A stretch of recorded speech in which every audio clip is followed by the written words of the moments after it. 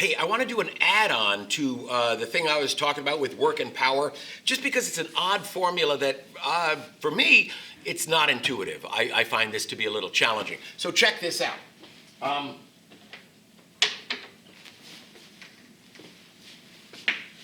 We know power equals force times distance. That's a quantity we call work, force times distance.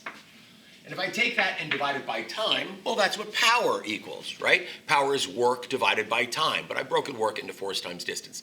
Check out what I can do with some parentheses.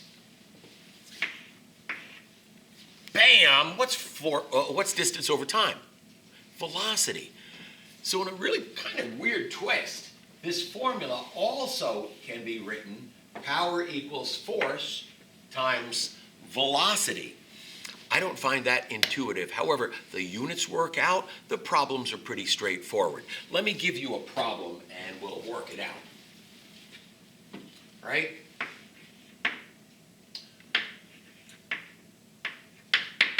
A boat's engine puts out 5,000 watts of energy.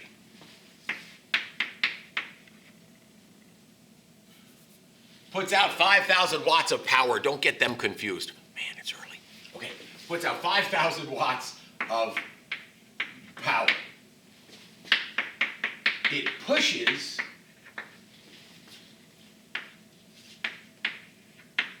the water with a force of 500 newtons. How fast does the boat go?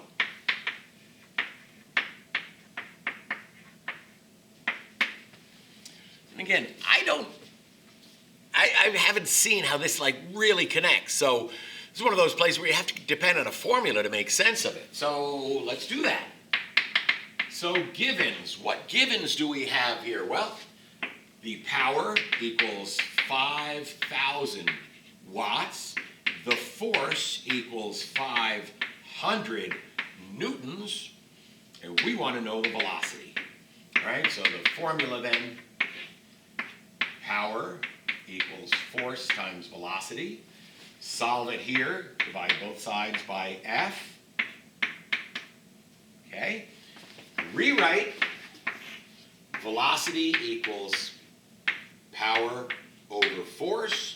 Substitute in 5,000. Well, we want to be careful of units. And with such big units here, we ought to take them into their base form so we can make sure we see this. 5,000, what is this? A watt is a kilogram meters squared per second cubed. We're dividing that by 500. And what's a newton? That's a kilogram meter per second squared. Check out how the units work. Kilogram cancels kilogram. The meter cancels the meter squared. The second squared cancels the cube part. So we end up with meters over seconds. Velocity. And 5,000 divided by 500, we get 10 meters per second. That's how fast the boat would go under that circumstance. So that's sort of an odd formula, but it works, and you'll certainly see questions on it. So kind of a fun one. Hey, thanks for watching.